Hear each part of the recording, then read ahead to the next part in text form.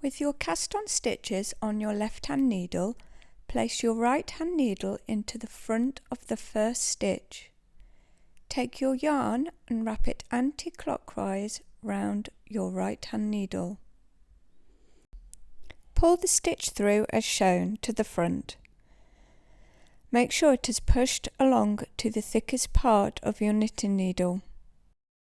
Finish the stitch by removing it from the left hand needle as shown.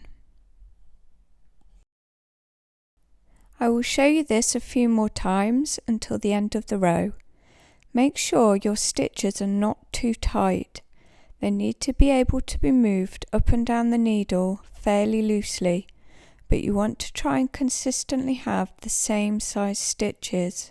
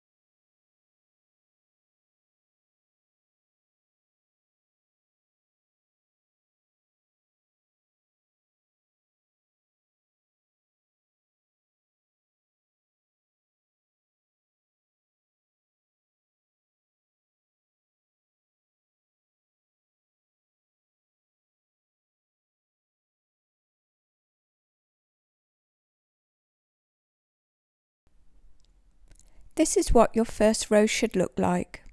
The front should be fairly smooth. The back will have like knobbly bits, as you can see. This is because the knit stitch transfers the stitches towards the back of your work. To start a new row, simply turn your stitches round so they're on the left again.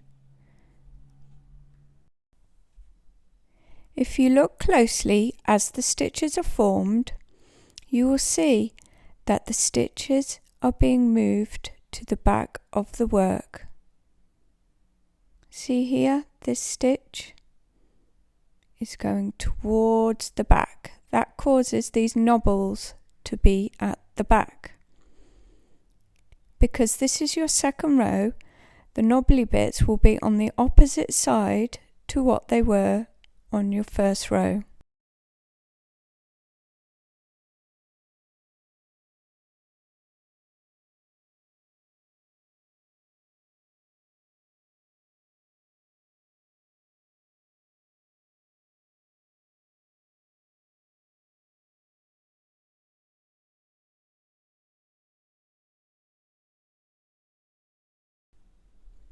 I will just continue for a couple more rows so you can see the pattern that is formed. When you knit every stitch on all the rows, this forms a pattern called the garter stitch. At the end of each row, it is a good idea to count the number of stitches you have, just to make sure you haven't lost any or added any random stitches on that row.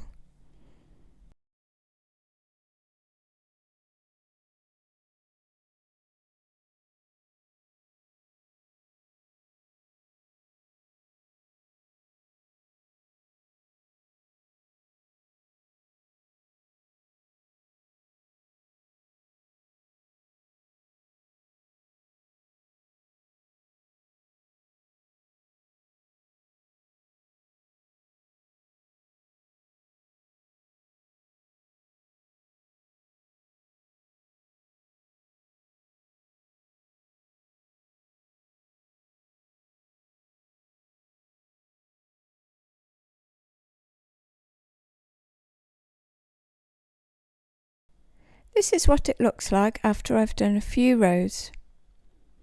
So how to count rows? If you have used the thumb cast on method and the tail end of your yarn is to the left hand side, this shows that the right side of your work is facing you. If the tail end of the yarn was on the right, then you would be looking at the wrong side of your work. With the right side of your work facing you means you have done an even number of rows. Each flat section and each raised section of the garter stitch indicates each row, so in turn count each one. Here I have done 10 rows. You do not count the stitches on the needle as a row.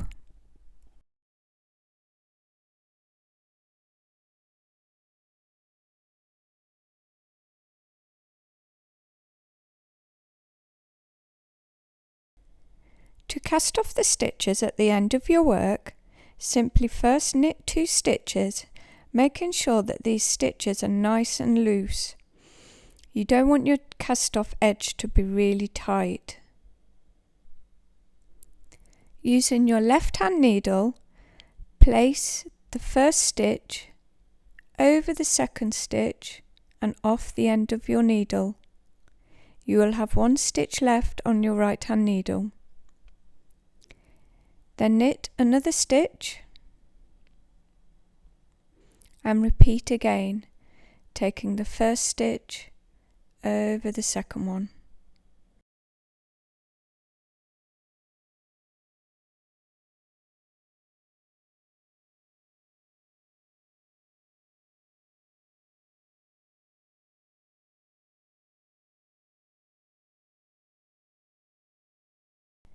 Repeat this process until the end of the row. You will have 1 remaining stitch left on your right hand needle.